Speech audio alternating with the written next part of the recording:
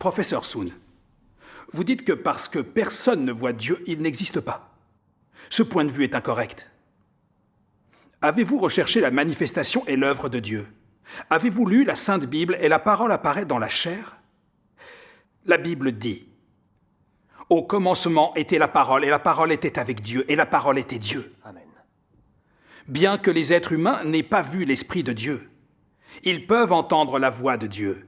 Ils peuvent lire les paroles exprimées par Dieu et faire par eux-mêmes l'expérience des actions de Dieu. Amen. Amen. Au cours des millénaires, Dieu a réalisé son œuvre en 3 étapes.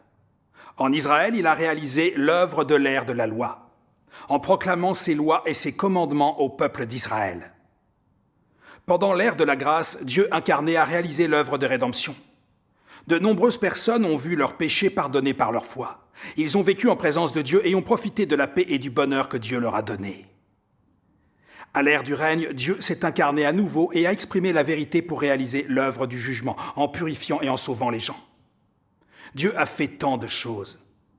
Comment peut-on ne pas s'en apercevoir? Comment peut-on faire des remarques irresponsables et affirmer que Dieu n'existe pas? Pour croire en Dieu, nous ne faisons pas seulement confiance à nos yeux, nous nous basons sur la manifestation et l'œuvre de Dieu.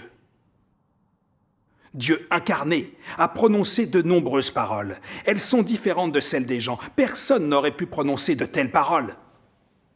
Les paroles de Dieu ont de l'autorité et de la puissance. Chaque jour, elles se réalisent et s'accomplissent. Chaque stade de l'œuvre de Dieu sauve de nombreuses personnes en les rapprochant de Dieu, en leur permettant de connaître le tempérament de Dieu. Pour ces raisons, de plus en plus de gens se tournent vers Dieu. Comment se fait-il que vous ne puissiez pas voir cette réalité? Professeur Soon, si c'est acceptable, je vais partager avec vous quelques passages des paroles de Dieu Tout-Puissant. Après avoir écouté les paroles de Dieu Tout-Puissant, vous comprendrez mieux les faits associés à la création universelle de Dieu et à sa souveraineté.